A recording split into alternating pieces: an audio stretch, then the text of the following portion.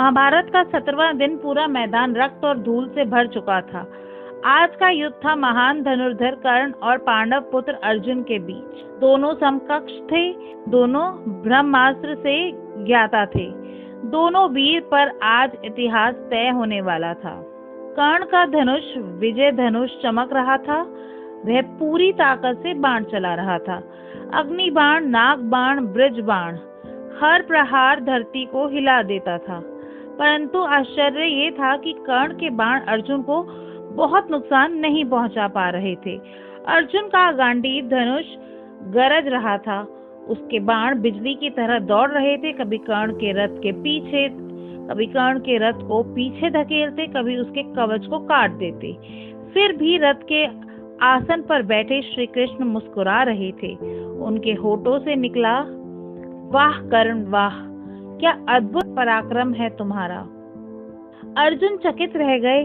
उन्होंने एक पल के लिए धनुष नीचे किया और बोले, मधुसूदन, ये क्या कह रहे हैं आप? मैं तो आपके सानिध्य में युद्ध कर रहा हूँ। मेरे बाण शत्रु को परास्त कर रहे हैं, फिर भी आप उसकी प्रशंसा कर रहे हैं। श्री कृष्ण मुस्कुराए। उनकी आंखों में करुणा और ज्ञान की गहराई थी। उन्होंने उत्तर दिया, पार्थ, तुम्हारे बाण तीव्र हैं, पर यह मत भूलो कि तुम्हारे रथ पे हनुमान ध्वज लहरा रहा है।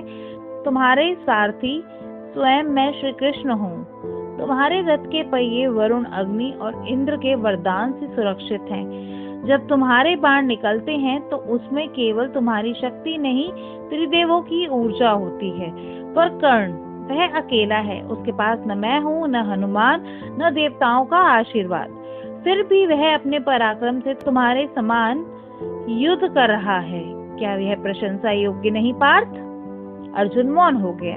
कृष्ण आगे बोले, पार्थ, कर्ण ने जीवन भर अपमान सहा, दान किया और कभी पीछे नहीं हटा।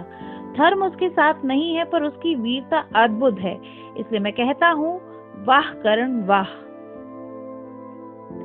अर्जुन ने सिर झुकाया। उसने कहा, केशव, अब समझ आ गया कि आप क्यों कहते हैं कि सच्चा योद्धा वही है जो धर्म से बढ़कर कभी कर्म में महान हो।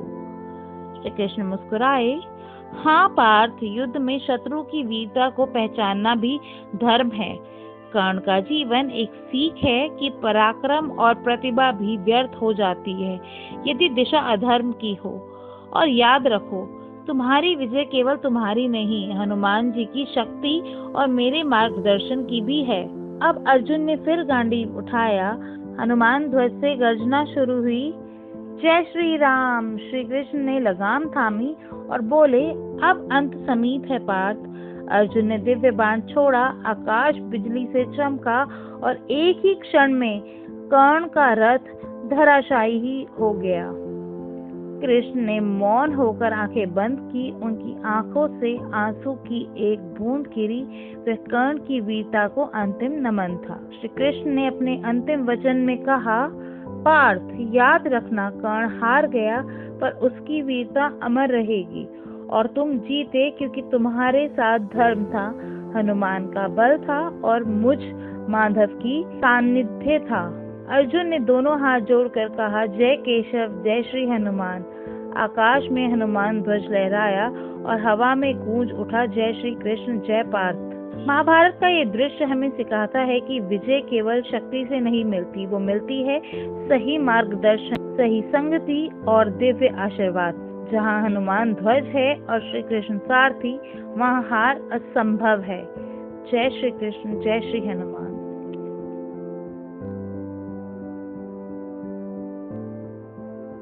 कहते हैं सच्चा जादू किसी चीज में नहीं, हमारे दिल की नीयत में होता है। आज की कहानी भी कुछ ऐसी ही है। एक छोटे से गांव की, जहां एक भोला भाला लड़का हर्ष अपनी माँ और छोटी बहन राधा के साथ रहता था। हर्ष बहुत मेहनती था। सुबह सुबह उठकर अपनी भेड़ बकरियां लेकर जंगल जाता था और शाम को थका मांदा घर लौटता। माँ उसके लिए सादा रोटी सब्जी बनाती। राधा उसके पास बैठकर उसकी बातें सुनती। गरीबी थी लेकिन दिल में संतोष और प्यार भरा था। एक दिन की बात है, जब हर्ष भेड़ बकरियां चराने जंगल गया तो उसने देखा कि एक लकड़हारा उसी पुराने बरगद के पेड़ को काट रहा है जिसकी छांव में हर्ष रोज बैठकर आराम करता था। हर्ष दौड़कर बोला, अरे भाई मत काटो इस पेड़ को, इसमें एक चुड़ैल रहती है, अगर तुमने इसे काटा तो वो नाराज हो जाएगी। लकड़हारा डर के मारे कुल्हाड़ी छोड़कर भाग गया। हर्ष मुस्कुराया और बोला, चलो अच्छा हुआ, पेड़ तो बच गया। तभी अचानक हवा तेज चली, पेड़ से सुनहरी रोशनी निकली और एक आवाज गूंजी, हर्ष तुमने मेरी जान बचाई है। पेड़ की आत्मा सामने आई, उसका रूप बेहद शांत और देवी था। वो बोली, ये लो, ये जादुई घंटी तुम्हारे लिए, जब भी भूख लगे इसे बजाना, तुम जो चाहोगे वही खाना मिलेगा, लेकिन याद रखना इसका जादू सिर्फ दिन में एक बार ही काम करेगा। हर्ष ने हाथ जोड़कर धन्यवाद किया और घंटी लेकर घर लौटा। उस रात उसने माँ और बहन को सारी बात बताई। राधा ने उत्सुक होकर कहा, भैया चलो अभी बजाते हैं। हर्ष मुस्कुराया, ठीक है। उसने धीरे से घंटी बजाई, टन टन, और तभी उसके सामने गर्मा गर्म खाना प्रकट हो गया। सुनहरी थालियां, मिठाइयां, पराठे, सब कुछ। तीनों खुशी से झूम उठे। माँ बोली, बेटा भगवान ने आज हमारी सुन ली। अब रोज शाम को हर्ष घंटी बजाता और घर में खुशियां लौट आई। माँ और बहन तृप्त होकर खिलखिलाने लगी, लेकिन धीरे धीरे एक छोटी सी बात ने घर की शांति तोड़ दी। एक दिन माँ और राधा ने हर्ष के बिना घंटी बजा दी और सारा खाना खा लिया। जब हर्ष घर लौटा तो उसके लिए कुछ भी नहीं बचा था। हर्ष उदास होकर बोला, अरे मैं तो पूरे दिन भूखा रहा। माँ बोली, ओ बेटा गलती हो गई, पर हर्ष के मन में हल्की टीस रह गई। अगले दिन उसने घंटी अपने साथ रख ली ताकि वे खुद खाना बना सके, पर उस दिन माँ और राधा को कुछ भी खाने को नहीं मिला, वो भूखी रह गई। रात में जब हर्ष लौटा तो देखा माँ और राधा आंखों में आंसू लिए बैठी थी। हर्ष का दिल पिघल गया। वो बोला, माँ मुझसे भी गलती हुई है, मैंने घंटी अपने पास रखकर स्वार्थ किया। माँ ने कहा, बेटा हमें समझ आ गया, जादू खाने में नहीं बल्कि बांटने में होता है। अगले दिन से तीनों ने तय किया कि घंटी को रोज साथ मिलकर बजाएंगे और पहले एक दूसरे को खिलाएंगे। धीरे धीरे उनके जीवन में सुख लौट आया, न सिर्फ खाने का बल्कि प्यार का जादू भी। कहानी बस इतनी सी थी, एक जादुई घंटी की, जिसने सिखाया कि जादू किसी वस्तु में नहीं होता, वो हमारे दिल की नीयत और बांटने की भावना में होता है। कहते हैं ईमानदारी, मेहनत और नेक दिल इंसान को कभी कोई हरा नहीं सकता। यह कहानी है एक साधारण लड़के अर्जुन की, जिसने अपने जादुई आलू पराठों से सबकी किस्मत ही नहीं बल्कि पूरे राज्य की तकदीर बदल दी। सुखनगर गांव में मोहन, उसकी पत्नी कमला और बेटा अर्जुन रहते थे। सुबह सुबह रसोई से आवाज आई, अरे अर्जुन, सूरज सिर पे चढ़ गया और तू अभी तक सो रहा है। कोई काम धंधा नहीं है, बस दिन भर सपने देखता रहता है। कमला, बच्चे को मत डांटो, आजकल नौकरी मिलना इतना आसान नहीं है। आप तो बस इसे बचाते रहिए, एक दिन भूखा मारेगा। अर्जुन चुपचाप उठा, बोला, ठीक है माँ, आज ही कोई काम ढूंढ लूंगा। वो पूरे गांव में काम खोजता रहा, दुकानों में, होटलों में, खेतों में, पर कहीं जगह नहीं मिली। थका हारा जब घर लौटा तो कमला बोली, मिल गई नौकरी। नहीं मिली माँ। मुझे पता था, बस ख्वाब देखता रहे। अर्जुन की आंखों में आंसू आ गए। काश मेरी सगी माँ आज जिंदा होती। अर्जुन कमला का सौतेला बेटा था। वो घर से निकल गया बिना कुछ कहे, बिना पीछे देखे। कई मील चलने के बाद अर्जुन एक मैदान में पहुंचा। थक कर बेंच के पास जाकर बैठ गया और नींद आ गई।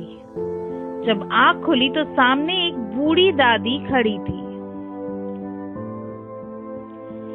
बेटा तू कौन है? यहाँ अकेला क्या कर रहा है? दादी माँ, मुझे घर से निकाल दिया गया, ना काम है और ना ही ठिकाना है। चल मेरे साथ आ बेटा, यही पास में मेरा घर है।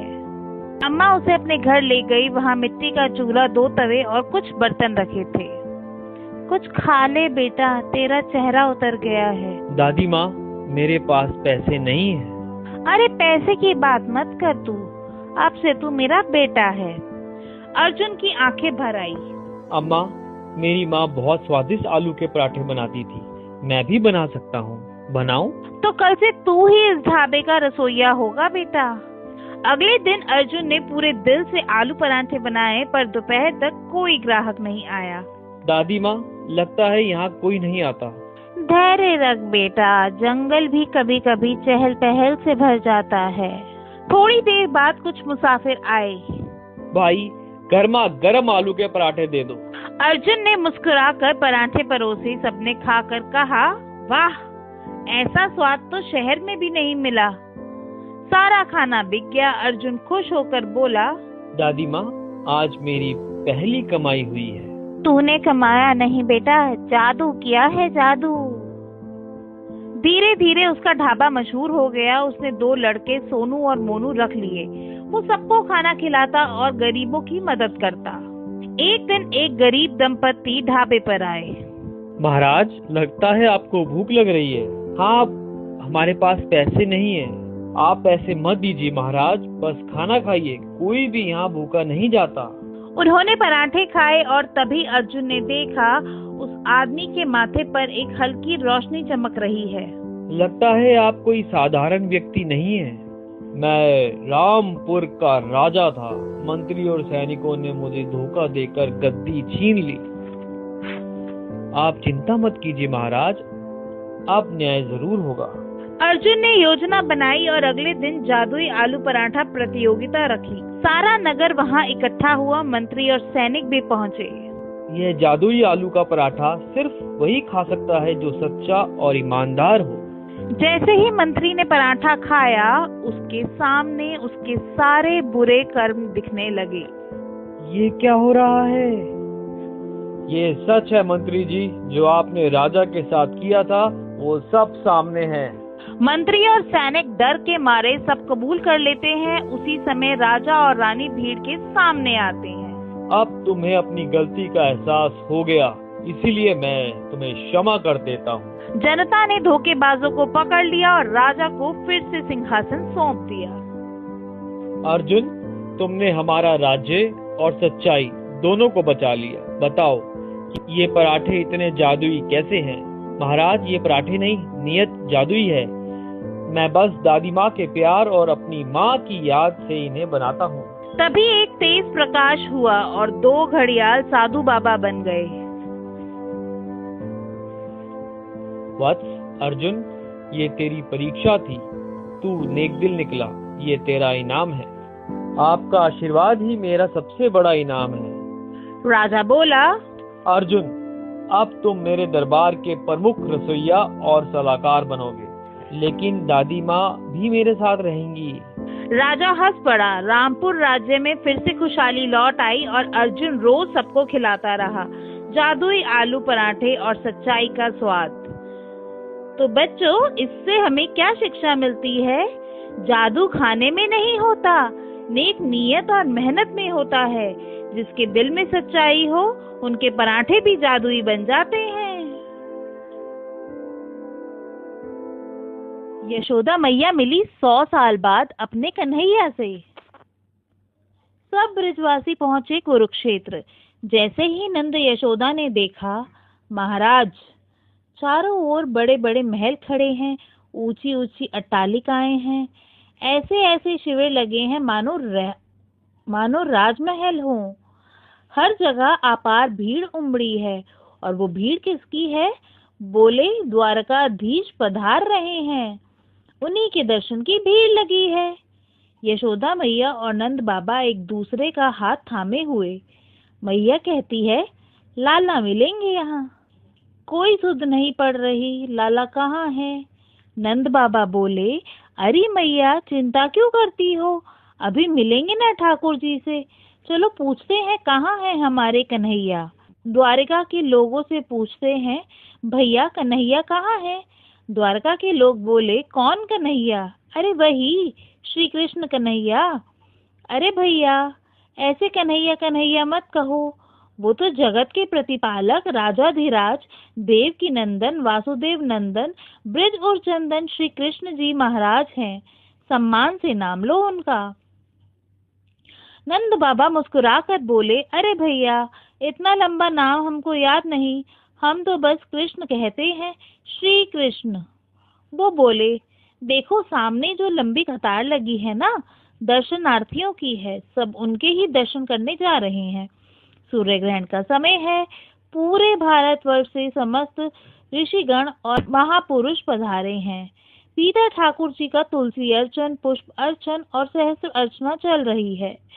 यशोदा मैया बोली, अच्छा, तुलसी अर्चन, पुष्प अर्चना, भीड़ लगी है ठाकुर जी के दर्शन की। वही भीड़ चीरते हुए नंद बाबा और यशोदा मैया द्वार तक पहुंचे। द्वारपालों से बोले, भैया कन्हैया यहीं भीतर है क्या? द्वारपाल बोले, आप श्री कृष्ण कन्हैया कह रहे हैं? हाँ भैया, वही जी, द्वारकाधीश जी यहीं भीतर विराजमान है। नंद बाबा बोले, दर्शन हो सकेंगे क्या? द्वारपाल बोला, पहले अपना परिचय दीजिए। भैया, हम ब्रिज से आए हैं। मैं नंद बाबा और ये यशोदा मैया है। 11 वर्ष 56 दिन ठाकुर जी हमारे ही पास रहे ब्रिज में। 100 वर्ष हो गए मिलने को, आज उनके दर्शन को आए हैं। जैसे ही द्वारपाल ने यह सुना, उनके नेत्र सजल हो गए। वह दंडवत हो गया। भगवान, आप नंद बाबा हैं? आप यशोदा मैया हैं? जी प्रभु, आपसे मिलना वर्णन के योग्य नहीं। हमारी द्वारिका में भले ही ठाकुर जी देवकी वासुदेव के पुत्र हैं, पर आज भी जब जन्माष्टमी आती है, पूरी द्वारिका गीत गाती है। नंद घर आनंद भयो, जय कन्हैया लाल की। यशोदा के लाला भयो, जय कन्हैया लाल की। स्वयं देवकी वासुदेव भी यही कीर्तन करते हैं। द्वारपाल ने चरण पकड़े, माथे से धूल लगाई और बोला, आप भीतर पधारिए। 4 सैनिकों को बुलाया, इनको लेकर भीतर चलो। भीतर ठाकुर जी सिंहासन पर विराजमान हैं। संत, ऋषि, महापुरुष, कोई तुलसी अर्चना कर रहा है, कोई पुष्प अर्चना, सब प्रेम में लीन है। इतने में द्वारपाल दौड़ता हुआ आया, ठाकुर जी, नंद यशोदा पधारे हैं। नाम सुनते ही ठाकुर जी की स्मृति जैसे विलीन हो गई। देह का ज्ञान छूट गया। कहा, कौन पधारे हैं? नंद बाबा और यशोदा मैया। बस इतना सुनते ही ठाकुर जी के नेत्र छलक पड़े। वो सिंहासन से उठे, देहाभिमान शून्य, मानो मूर्छा जैसी दशा। सैनिकों ने संभाला, मुकुट ले आओ, जल्दी करो, मेरी यशोदा मैया आ रही हैं। यशोदा मैया के नेत्रों की ज्योति अब पहले जैसी नहीं रही। सालों रोते रोते कृष्ण स्मरण में दृष्टि मंद हो गई। ठाकुर जी दौड़े और पहुंचकर सबसे पहले अपना मुकुट यशोदा मैया के चरणों में रख दिया। फिर उनके मधुर चरणारविंद को हृदय से लगाया और छोड़ा नहीं। चारों ओर रानियां खड़ी हैं, ऋषिगण खड़े हैं और वहां द्वारकाधीश अपनी मैया के चरणों में लिपटे रो रहे हैं। यशोदा मैया ने झुककर लाला को उठाया, हृदय से लगाया, कभी चरण छूती, कभी कान, कभी मुख, कभी ललाट। लाला, तू तो बड़ो हो गए हो, पर तेरो स्पर्श अब भी वैसे ही है जैसे बचपन में था। इतना रोए द्वारकाधीश की यशोदा मैया के वस्त्र आंसुओं से भीग गए। सेनापति और मंत्री बोले, आसन लगाओ, सिंहासन रखो। ठाकुर जी बोले, दूर करो सबको, मैया भूमि पर बैठो। मैया भूमि पर बैठ गई। फिर जैसे कोई छोटा बालक गोद में लिपट जाता है, वैसे ही द्वारकाधीश अपने वक्ष से मैया से लिपट गए। सामने पुत्र पौत पर पोते खड़े हैं, पर ठाकुर जी सब भूल गए, वो अभी अपनी मैया के लाल हैं। कहने लगे, मैया मुए को अपना दूध पिला, मैया मुए को क्षमा कर। तेरो वचन दे के गयो, पर लौट के न आयो। द्वारका के लोग यह दृश्य देखकर सोच में पड़ गए, क्या हम सच में द्वारकाधीश से प्रेम करते हैं? क्योंकि आज जो प्रेम है वह तो केवल मातृत्व का है, ब्रिज का प्रेम है। नंद बाबा ठाकुर जी के चरणों को छूते, केशों पर हाथ फेरते, यशोदा मैया लाला को हृदय से लगाकर दुलारती। ठाकुर जी सब भूल गए, केवल लाला और मैया रह गए। सूर्य ग्रहण के समय वह क्षण बना प्रेम का अनुष्ठान, ब्रिज और द्वारका के मिलन का अनुष्ठान। द्वारकावासी ब्रिजवासियों को खोज रहे हैं। कहाँ है ब्रिजवासी? और ब्रिजवासी कहते, हम ब्रिज से तो द्वारकावासी दौड़कर उन्हें गले लगाते। आज सबका हृदय एक हो गया था। तभी श्री रुक्मणी जी आई। उन्होंने द्वारकाधीश के हस्त को स्पर्श किया। यशोदा मैया बोली, लाला यह लक्ष्मी सी लग रही है, देखो केशों में कैसी चमक है, ये तो तेरी बहू ही लग रही है। ठाकुर जी का हृदय शांत हुआ। उन्होंने मैया की ओर देखा। सामने रुक्मणी बैठी है। मैया बोली, लाला तेरी बहू ऐसी हो कि सब कहें, अरे ऐसी बहू होनी चाहिए हमारे घर में। देखो मैया, तेरी बहू सामने बैठी है। एक भुजा से द्वारकाधीश को हृदय से लगा रही, दूसरी भुजा से रुक्मणी जी को। रुक्मणी के नेत्रों में भी आंसू हैं। यशोदा मैया ने उन्हें अपना हृदय से लगाया, फिर अपनी पटरानियों को स्नेह दिया। किसी को अपनी पाजेब पहनाई, किसी को अंगूठी दी, किसी को हार, किसी को कुंडल। सब मना करते बोले, मैया ये सब आपका है। मैया बोली, नहीं रे, ये मुख दिखाई है मेरी बहुओं की, ये सब तुम्हारा ही है। अब अवसर मिला है तो देखे क्यों ना जाऊं। यह था बंधु ब्रिज द्वारिका मिलन का वह दिव्य प्रसंग जहाँ मातृत्व, प्रेम और भक्ति एक साथ बह निकली और स्वयं भगवान श्री कृष्ण भी अपनी यशोदा मैया के आंचल में विलीन हो गए। महाभारत का कुरुक्षेत्र युद्ध धर्म अधर्म का महायुद्ध था, जिसमें भगवान श्री कृष्ण ने पांडवों का पक्ष लिया। लेकिन युद्ध शुरू होने से ठीक पहले कृष्ण ने अपनी कूटनीति और दिव्य दृष्टि से 8 महान योद्धाओं का वध करवाया। यह कोई संयोग नहीं था, बल्कि एक सुनियोजित रणनीति थी। इन योद्धाओं का वध इसलिए करवाया गया ताकि कौरव सेना कमजोर हो जाए, पांडवों की जीत सुनिश्चित हो और अधर्म के प्रमुख प्रतीक नष्ट हो जाएं। ये योद्धा कौरव पक्ष के थे और युद्ध में अजय सिद्ध हो सकते थे। आए इन 8 योद्धाओं के नाम, उनके वध की कहानी और कारणों को विस्तार से जाने। शल्य कौन थे? माद्री के भाई, नकुल सहदेव के मामा और मद्र देश के राजा। वे एक कुशल रथी और योद्धा थे। वध कैसे हुआ? युद्ध से पहले कृष्ण ने शल्य को पांडव पक्ष में लाने की कोशिश की, लेकिन दुर्योधन ने उन्हें रास्ते में अतिथि सत्कार का बहाना बनाकर अपना पक्ष जीत लिया। अंततः युद्ध के दौरान कर्ण के बाद वे कौरव सेनापति बने, लेकिन कृष्ण की योजना से युधिष्ठिर ने शल्य को युद्ध भूमि में परास्त कर दिया। क्यों मरवा दिया? शल्य एक महान रथी थे जो कर्ण के सारथी बनकर अर्जुन को कठिनाई पहुंचा सकते थे। उनका वध पांडवों की रणनीति को मजबूत करने के लिए जरूरी था। कृष्ण जानते थे कि शल्य की चालाकी कौरवों को मजबूत बनाएगी। जयद्रथ कौन थे? द्रौपदी के स्वयंवर में अपहरण का आपराधिक सिंधु राजा और धृतराष्ट्र के समधी। वध कैसे हुआ? युद्ध के 14वें दिन जयद्रथ ने चक्रव्यूह में अभिमन्यु की हत्या में सहयोग किया था। कृष्ण ने सूर्यास्त का भ्रम पैदा कर अर्जुन को जयद्रथ तक पहुंचाया और अर्जुन ने उनका सिर काट दिया। क्यों मरवा दिया? जयद्रथ अधर्म का प्रतीक थे। उनका वध अभिमन्यु की मौत का बदला था और कौरवों के मनोबल को तोड़ने के लिए कृष्ण ने इसे सुनिश्चित किया था ताकि पांडवों का विश्वास बढ़े। एकलव्य कौन थे? द्रोणाचार्य के शिष्य, निषाद राजा हिरण्यधनु के पुत्र और अर्जुन से भी कुशल धनुर्धर। वध कैसे हुआ? युद्ध से पहले कृष्ण ने स्वयं एकलव्य का वध किया। एकलव्य कौरव पक्ष से लड़ने वाला था और कृष्ण ने उसे रोकने के लिए उन्हें मार डाला। क्यों मरवा दिया? एकलव्य अर्जुन का सबसे बड़ा प्रतिस्पर्धी था। अगर वे जीवित रहते तो अर्जुन की हार निश्चित थी। कृष्ण ने धर्म की रक्षा के लिए ये कदम उठाया। बर्बरीक कौन थे? भीम के पुत्र, घटोत्कच के पुत्र और 3 बाणों से पूरी सेना नष्ट करने वाले महान योद्धा। वध कैसे हुआ? युद्ध से पहले बर्बरीक ने वचन दिया कि वे कमजोर पक्ष का साथ देंगे। कृष्ण ने क्षत्रिय वेश में उनका परीक्षण लिया और उनकी शक्ति देखकर उनका शीश दान मांग लिया। बर्बरीक का सिर युद्ध देखने के लिए एक पहाड़ी पर रखा गया।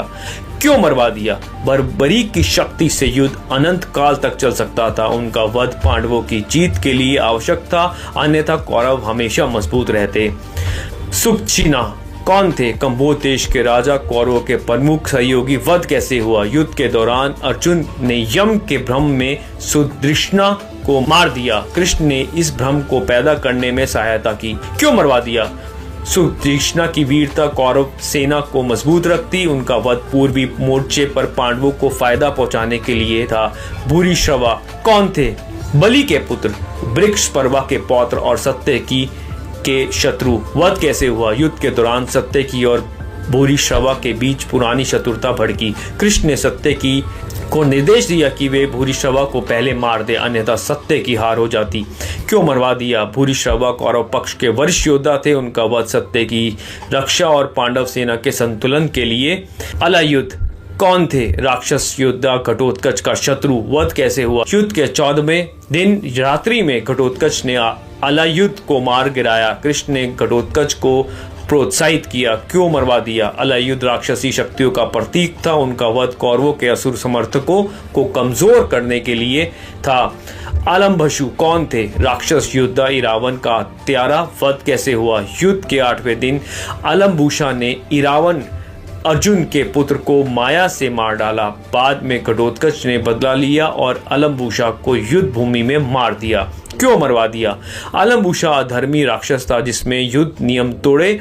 उनका वध इरावन की मौत का प्रतिशोध और पांडवों के मनोबल के लिए। ये 8 योद्धा कौरव पक्ष के अष्ट महारथी, 8 प्रमुख रथी थे जो युद्ध में पांडवों को नष्ट कर सकते थे। श्री कृष्ण जो विष्णु के अवतार थे, इनका वध इसलिए करवाया क्योंकि धर्म की रक्षा, धर्म के ये प्रतीक जीवित रहते तो पांडव हार जाते और कलियुग की शुरुआत जल्दी हो जाती। कर्म का सिद्धांत कृष्ण ने गीता में कहा, कर्म करो, फल की चिंता मत करो। ये वध युद्ध को संतुलित करने का माध्यम था। कौरवों का पतन, दुर्योधन की सेना इन योद्धाओं पर निर्भर थी। इनका बिना कौरव कमजोर पड़ गए। महाभारत सिखाता है कि युद्ध में कूटनीति जरूरी है, लेकिन अंत में धर्म ही जीतता है। अगर कृष्ण न होते तो पांडवों की हार निश्चित थी। ये कथा हमें सिखाती है कि जीवन में भी बुराई को समय रहते रोकना चाहिए। ये पूर्ण स्क्रिप्ट जो महाभारत के विभिन्न खंडों पर आधारित है। अधिक विस्तार के लिए व्यास महाभारत पढ़े। श्री कृष्ण केवल पांडवों के सारथी नहीं बल्कि धर्म के रक्षक थे। योद्धाओं का वध उनकी कूटनीति का हिस्सा था जिसका आधार था भागवत गीता का संदेश, कर्म करो, फल की चिंता मत करो। श्री कृष्ण ने हर कदम सोच समझ कर उठाया। जयद्रथ का वध अभिमन्यु के लिए न्याय था। एकलव्य और बारबरी कांड युद्ध को संतुलित रखने के लिए था। इन 8 योद्धाओं के वध ने कौरव सेना का मनोबल तोड़ दिया। शल्य के बिना कर्ण असहाय हो गया। जयद्रथ की मृत्यु ने दुर्योधन को क्रोधित किया, लेकिन उसकी सेना में भय फैल गया। एकलव्य और बर्बरीक जैसे अजय योद्धाओं का अंत होने से कौरवों की शक्ति कमजोर पड़ी। दूसरी ओर पांडवों का आत्मविश्वास बढ़ा। अर्जुन, युधिष्ठिर और घटोत्कच को कृष्ण की रणनीति पर भरोसा हो गया। इन वधों ने कौरवों के अधर्मी गठबंधनों को चकनाचूर कर दिया और पांडवों की जीत का मार्ग प्रशासित हुआ। श्री कृष्ण की कूटनीति ने महाभारत को धर्म की जीत का प्रतीक बनाया। इन 8 योद्धाओं का वध केवल युद्ध की शुरुआत थी जिसने अधर्म का अंत और धर्म की स्थापना की। गीता का यह संदेश आज भी प्रासंगिक है। धर्म के लिए सही समय पर सही कदम उठाना जरूरी है। श्री कृष्ण इन 8 योद्धाओं के वध ने कौरव सेना का मनोबल तोड़ दिया। शल्य के बिना कर्ण असहाय हो गए। जयद्रथ की मृत्यु ने दुर्योधन को क्रोधित किया, लेकिन उसकी सेना में भय फैल गया था। दूसरी ओर पांडवों का आत्मविश्वास बढ़ा। अर्जुन, युधिष्ठिर और घटोत्कच को कृष्ण की रणनीति पर भरोसा हो गया। इन वधों ने कौरवों के अधर्मी गठबंधन को चकनाचूर कर दिया और पांडवों की जीत का मार्ग प्रशस्त हुआ।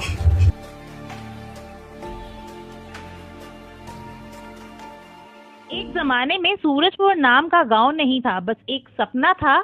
एक सपना जिसमें मिठास सिर्फ खाने में नहीं बल्कि लोगों के दिलों में होती थी। इस कहानी की शुरुआत होती है एक रहस्यमयी व्यक्ति से जो अपने हाथों में सिर्फ मिठाई नहीं बल्कि भविष्य की चाबी लेकर आया था। उसका नाम था रोशन और उसकी मिठाई में था एक जादू जो बदल सकता था किसी की पूरी जिंदगी। लेकिन क्या आप जानते हैं कि इस जादू के पीछे एक बड़ी कहानी छिपी थी?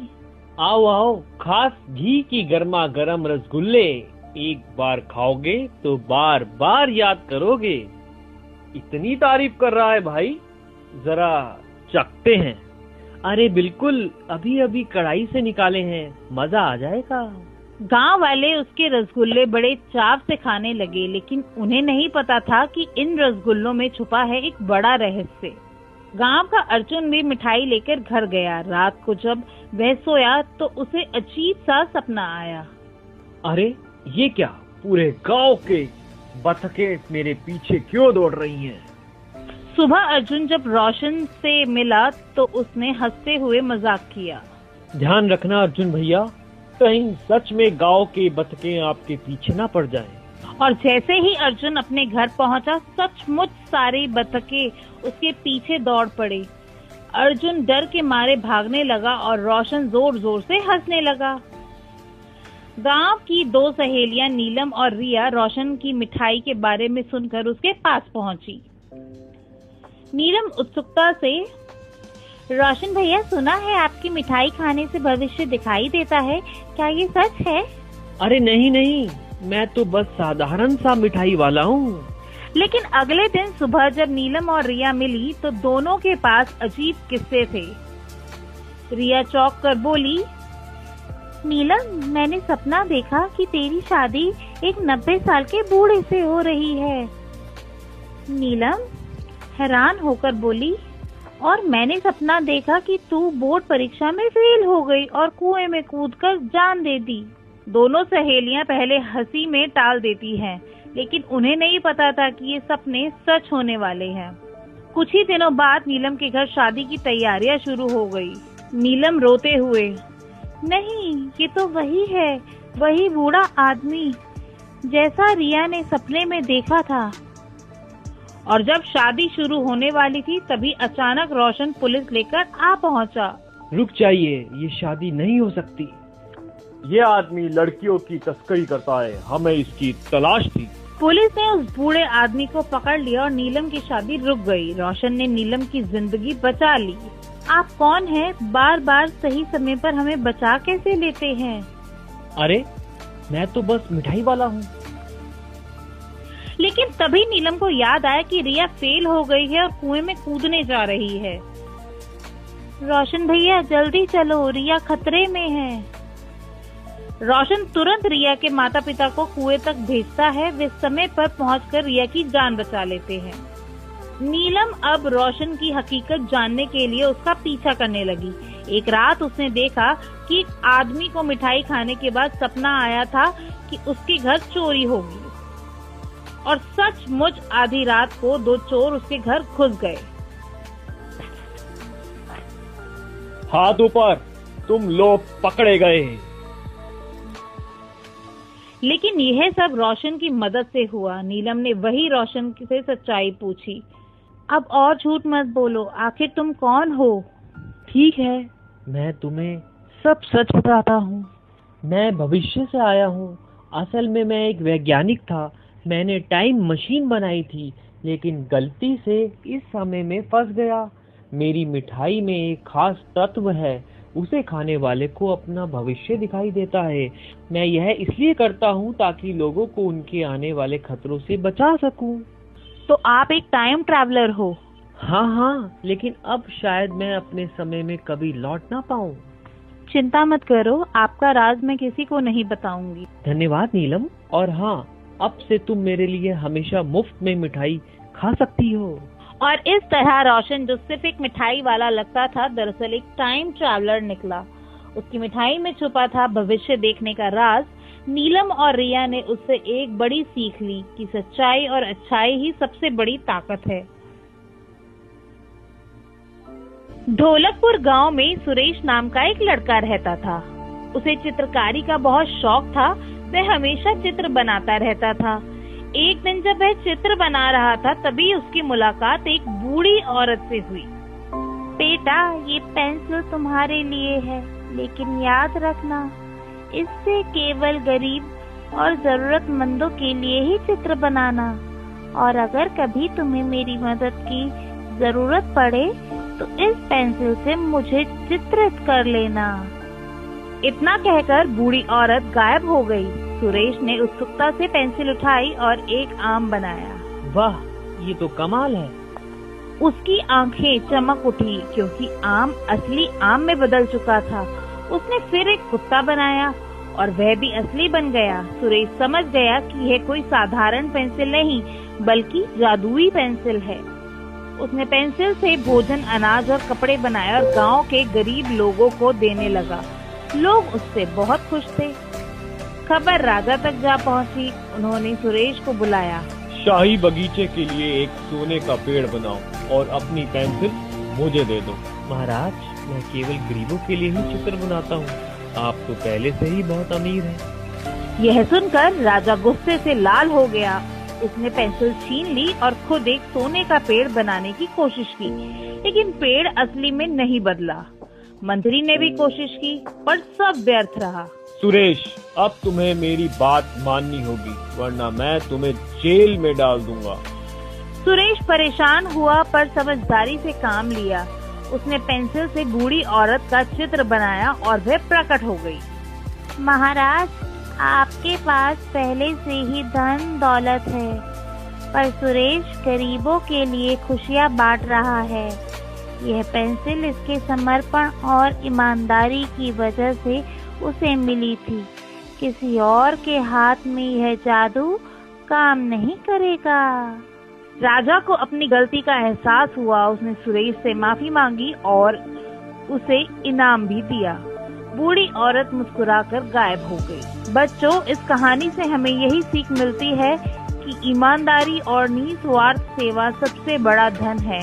स्वार्थ और लालच हमें कभी सुख नहीं दे सकता। एक छोटे से गांव में विजय नाम का लड़का अपने माता पिता के साथ रहता था। परिवार बहुत गरीब था कि 2 वक्त की रोटी जुटाना भी मुश्किल था, मगर विजय पढ़ाई में बहुत तेज था। विजय, 2 बार फेल हो गया तू। अगर इस बार भी पास ना हुआ तो घर छोड़ देना पड़ेगा। पापा, अगर आप मुझे घर से निकाल देंगे तो मैं कहाँ जाऊँगा? इतना मत डांटो इसे, ये फिर से कोशिश करेगा। परीक्षा में फेल होने की खबर पूरे गांव में फैल गई। गांव के बच्चे विजय का मजाक उड़ाने लगे। फेलियर फेलियर, देखो फिर फेल हो गया। अब मैं घर भी नहीं जा सकता, सब मेरा मजाक उड़ाते हैं। दिल टूटने के बाद विजय गांव छोड़कर निकल पड़ा। चलते चलते उसे एक पुरानी झोपड़ी दिखाई दी। चलो यहाँ थोड़ा आराम कर लूं। अंदर से एक साधु निकलता है। बेटा, मैं जानता हूँ तू कौन है। ये ले, ये जादुई किताब तेरी मदद करेगी। जादुई किताब? ये मुझे कैसे मदद करेगी साधु महाराज? समय आने पर किताब तुझे रास्ता दिखाएगी पुत्र। विजय शहर के बड़े स्कूल में पहुंचा, मगर उसका रिजल्ट देखकर टीचर ने एडमिशन देने से मना कर दिया। तुम्हारा रिजल्ट बहुत खराब है, यहाँ एडमिशन नहीं मिल सकता। मुझे एक मौका दीजिए। ठीक है, कल टेस्ट होगा, पास हुए तो एडमिशन मिलेगा, वरना नहीं। विजय फुटपाथ पर बैठा सोच रहा था कि कल का टेस्ट कैसे पास करेगा। तभी उसके बैग से किताब बोल उठी। अरे, किताब से आवाज। मैं जादुई किताब हूँ, कल टेस्ट में जो जो पूछा जाएगा मैं सब बता दूंगी। सच में? तो अब मैं मेहनत करूँगा और सब याद करूँगा। विजय ने रात भर मेहनत की, टेस्ट दिया और अव्वल नंबर से पास हो गया। बहुत अच्छे, अब तुम हमारे स्कूल में पढ़ सकते हो। धीरे धीरे विजय ने पढ़ाई जारी रखी और लॉ कॉलेज में भी अव्वल आया। सालों की मेहनत के बाद वह बड़ा जज बन गया। जज बनने के बाद विजय का पहला केस शुरू हुआ और हैरानी की बात यह थी कि आरोपी कोई और नहीं बल्कि उसका अपना पिता था। ये तो मेरे पिताजी हैं। जज साहब, मैंने कोई गुनाह नहीं किया, मुझे बचा लीजिए।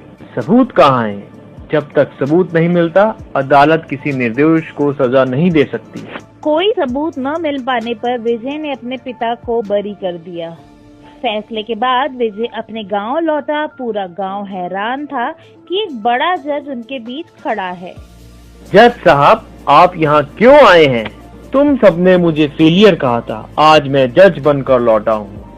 बेटा विजय, तू ही है ना? मुझे माफ कर दे। पिताजी, आपकी मेहनत और त्याग से ही आज मैं यहाँ तक पहुँचा हूँ। और इस तरह विजय ने न केवल अपने पिता को निर्दोष साबित किया बल्कि पूरे गांव को यह सिखाया कि मेहनत और लगन से इंसान किसी भी हालत में अपनी किस्मत बदल सकता है। बहुत समय पहले सूरजपुर नाम का एक गांव में 2 भाई रहते थे। बड़ा भाई दीपक और छोटा भाई मोहन था। दीपक बहुत अमीर था पर स्वभाव से कंजूस और स्वार्थी था। मोहन मेहनती पर दयनीय हालात के कारण अपने परिवार की जरूरतें पूरी नहीं कर पाता था। दीपावली का त्योहार था। गांव घर दीपकों से जगमगा रहे थे। मिठाइयों और नए कपड़ों की खुशबू हर तरफ थी। दीपक के घर पर भी मिठाइयों और पकवानों का भंडार था, पर मोहन के घर पर उसके घर वाले, पत्नी राधा और बेटा सूरज कुछ खाने तक के लिए परेशान थे। मदद की उम्मीद लेकर मोहन अपने बड़े भाई के घर पहुंचा। मोहन ने विनम्रता से कहा, भैया मेरी कुछ मदद कर दो, घर पर बच्चे भूखे हैं, काम नहीं मिल रहा है। दीपक कठोरता से बोला, मोहन मेहनत करो, मैंने तुम्हें पिताजी का हिस्सा नहीं दिया था, मेरी भी मजबूरियां हैं, अब जाओ, मुझे परेशान मत करो। दीपक की बेदर्दी भरी बातें सुनकर मोहन का मन टूट गया। वह चुपचाप जंगल की तरफ निकल पड़ा। रास्ते में उसे एक बूढ़ा आदमी लकड़ियां बांधते दिखा। उसके पास लकड़ियों का ढेर था। मोहन ने सोचा, यदि मैं इनकी मदद कर दूं तो शायद कुछ पैसे मिल जाएं। मोहन ने बूढ़े की मदद की। बूढ़े ने उसकी हालत देखकर उसे पूछा, बेटा तू इतना दुखी क्यों है? मोहन बोला, घर पर खाने को कुछ नहीं है, कोशिश करता हूँ पर कमा नहीं पाता। बूढ़ा आदमी मंद मंद मुस्कुराकर बोला, ये लो बेटा खोए की मिठाई। आगे जंगल में 4 पेड़ों के पास एक छोटी गुफा है। उस गुफा के भीतर 2 लड़कियां रहती हैं। अगर तुम उन्हें ये मिठाई दोगे तो उनसे एक वस्तु मांग लेना, सोने की कटोरी। बस याद रखना, ये कोई साधारण कटोरी नहीं है, यह जादुई है। जब भी तुम्हारी जरूरत पूरी हो जाए उस पर लाल कपड़ा ओढ़ा देना, तभी यह रुक जाएगी। मोहन ने बूढ़े की बात मानकर खोए की मिठाई ली और जंगल की ओर बढ़ा। थोड़ी दूर चलने पर उसे 4 बड़े पेड़ दिखाई दिए और उनमें से एक के पीछे एक गुफा थी। मोहन अंदर गया। गुफा के अंदर 2 लड़कियां बैठी थी। मोहन ने विनम्रता से मिठाई निकाली और उन्हें दे दी। पहली लड़की, यह खोए की मिठाई हमें बहुत पसंद है। दूसरी, इसके बदले हम तुम्हें क्या दें? जिस पर मोहन ने उनसे सोने की कटोरी मांग ली। लड़कियां बोली, हम तुम्हें यह कटोरी दे देंगे, पर सुनो, यह सादा कटोरी नहीं है, यह सोने की कटोरी है। तुम इससे जो मांगोगे वह दे देगी, और याद रखना, जब जरूरत पूरी हो जाए तो उस पर लाल कपड़ा ओढ़ा देना, तभी यह रुक जाएगी। मोहन ने कृतज्ञता से कटोरी ली और खुशी खुशी घर लौट आया। उसने घर आकर एक साफ चादर बिछाई और कटोरी रख दी। मोहन उत्साहित होकर कटोरी से, सोने की कटोरी, चावल दे दो। देखते ही देखते कटोरी से चावल निकलने लगे, फिर दाल, गेहूं और बाकी का राशन भी। मोहन ने जरूरत पूरी होने पर चादर पर लाल कपड़ा डालकर कटोरी को रोक दिया। उसके घर में अब भरपूर खाना, कपड़े और बच्चों की पढ़ाई का इंतजाम हो गया था। मोहन ने बचत करके धीरे धीरे नया घर भी बना लिया और गांव में उसकी हालत बदल गई। पर दीपक से यह सब देखा नहीं गया। उसे यह सब राज जानना था। एक दिन वह बहाने से मोहन के घर आया और चुपके से देखा। जब मोहन ने कटोरी से अनाज मांगा, कटोरी काम करने लगी। दीपक ने मौका पाकर उसे चुरा लिया। दीपक मन ही मन, अब यह कटोरी हमारे पास है, हम बहुत अमीर हो जाएंगे। दीपक जल्दी से अपने परिवार सहित सामान बांधकर गांव छोड़ दिया। उसने एक नाव ली और अपने परिवार के साथ दूर जाने लगा। नाव में बैठकर दीपक की पत्नी ने कहा कि हम ये कटोरी लेकर गांव छोड़कर कहाँ जा रहे हैं। दीपक ने इस पर पत्नी को कटोरी की सारी बात बताई और फिर उसको आजमाया। दीपक ने सोने की कटोरी को नमक देने को कहा। कटोरी ने नमक निकालना शुरू कर दिया, पर दीपक को यह नहीं पता था कि इसे कैसे रोका जाए। उसने कई तरीके से इसे रोकने की कोशिश की, पर नमक लगातार बहता चला गया। नाव नमक से भरती गई और अंत में नाव डूब गई। दीपक और उसका परिवार लालच की वजह से डूब गए। कहते हैं उसी दिन से समुद्र का पानी खारा है, क्योंकि वह जादुई कटोरी अब भी समुद्र में नमक निकालती जा रही है। मोहन ने मेहनत और दया से जो पाया था उसे संतोष से रखा। दीपक के लालच ने उससे सब कुछ छीन लिया। इस कहानी से हमें यह शिक्षा मिलती है कि लालच विनाश लाता है और संतोष व दया ही सच्ची समृद्धि है। दोस्तों, हमारे चैनल को लाइक और सब्सक्राइब जरूर करें। सोनू रोज रोज अपने जादुई मोबाइल से अच्छे काम करता था, कभी गरीबों को खाना देता, कभी बच्चों को खिलौने। लेकिन एक दिन उसने सोचा, चलो आज थोड़ा मजा किया जाए। अपने मोबाइल में टाइप किया पिज्जा का पहाड़।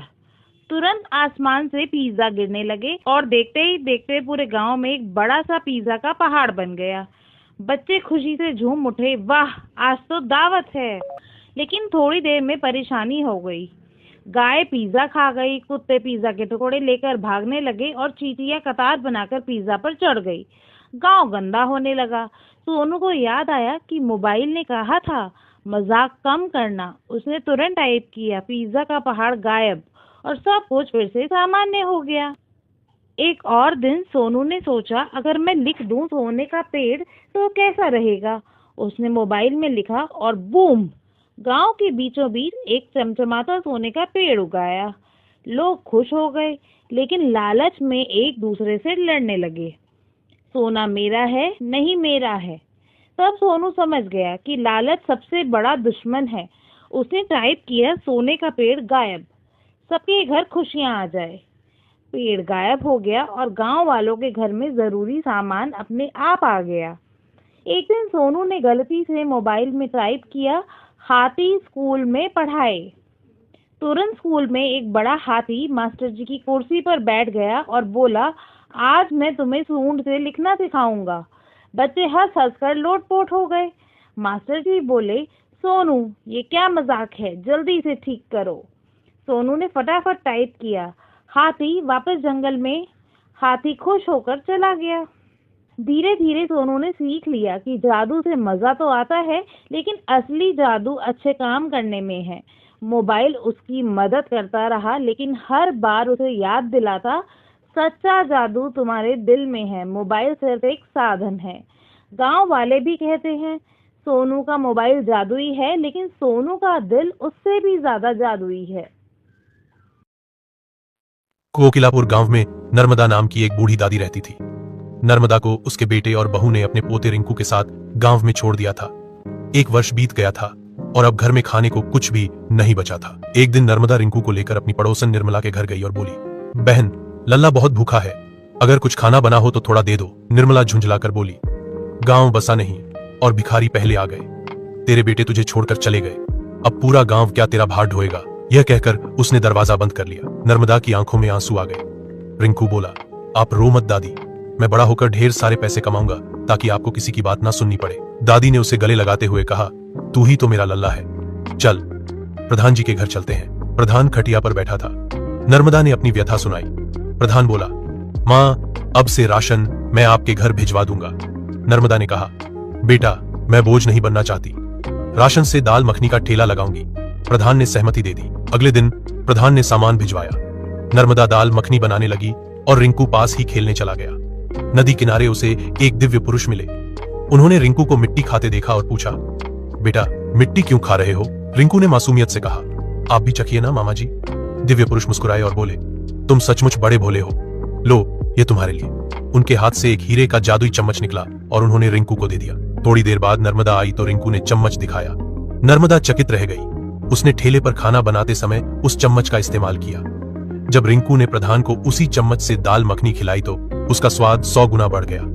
नर्मदा ने खुद चक्कर देखा तो वह भी हैरान रह गई। धीरे धीरे गांव में चर्चा फैल गई। सब नर्मदा की दाल मखनी खाने आने लगे। निर्मला को ईर्ष्या हुई। उसने चम्मच छीन लिया और खुद खाने लगी, लेकिन उसका मुंह जलने लगा। घबराकर उसने चम्मच वापस लौटा दिया और माफी मांगी। इसके बाद नर्मदा का ठेला चल पड़ा। उनकी दाल मखनी गांव का सबसे स्वादिष्ट व्यंजन बन गई। ऊंचे पहाड़ों में गांव गरीब अराव लकड़ी काटता है।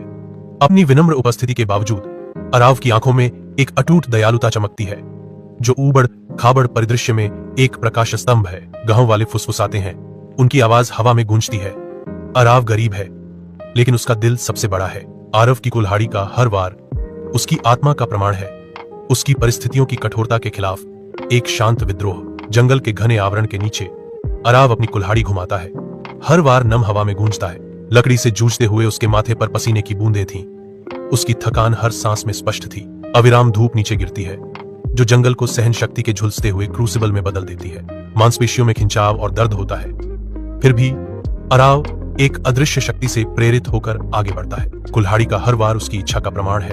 जंगल के दमनकारी आलिंगन के खिलाफ एक अवज्ञा, वह काम करना जारी रखता है।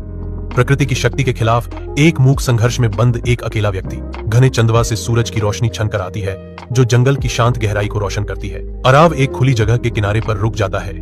उसकी निगाहें बुजुर्ग संतों के एक समूह की ओर खिंची चली जाती हैं। सन्यासी शांत ध्यान में बैठे हैं, उनके चेहरे शांत और स्थिर हैं, चिंतन में खोए हुए हैं। अराव सम्मान पूर्वक दूरी से देखता है, यह ध्यान रखते हुए कि उनकी पवित्र प्रथा में कोई बाधा न आए। जंगल अपनी सांस रोकता है। स्थिरता और गहन चिंतन का एक अभयारण्य। सूर्य की किरणें प्राचीन वन चंदवा से होकर गुजरती हैं, शांत एकांतवास को प्रकाश और छाया के मोज़ेक में रंगती हैं। अरव शांतिपूर्ण ध्यान में बैठता है। उसका थका हुआ चेहरा स्थिरता के बीच एक कठिन प्राप्त शांति को दर्शाता है। हवा चीड़ और नम मिट्टी की गंध से भरी हुई है।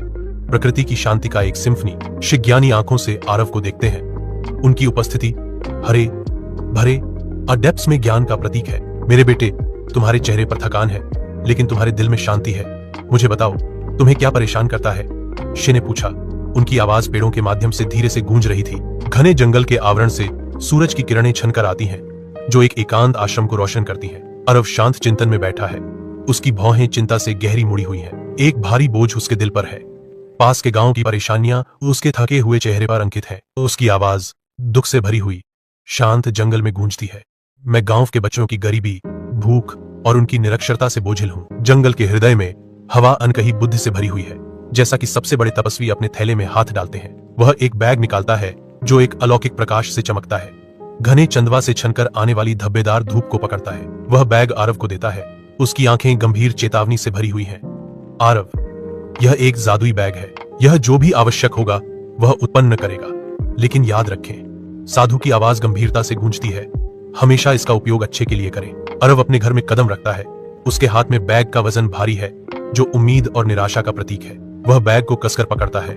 उसकी भौहें चिंता से सिकुड़ी हुई हैं और उसके होंठों पर एक मूक विनती बन रही है। अरव की आवाज लालसा से कांपती है। जब वह फुसफुसाता है, काश मां के लिए कुछ खाना होता। एक पल में बैग हिलने लगता है। अंदर से एक जादुई गर्मी निकलती है। एक चमकदार चमक बैग से फैलती है, क्योंकि गर्म रोटियां और जीवंत सब्जियां प्रकट होती हैं, जो उसकी हार्दिक इच्छा का उत्तर है। आरवी अवाक विस्मय से देखता है।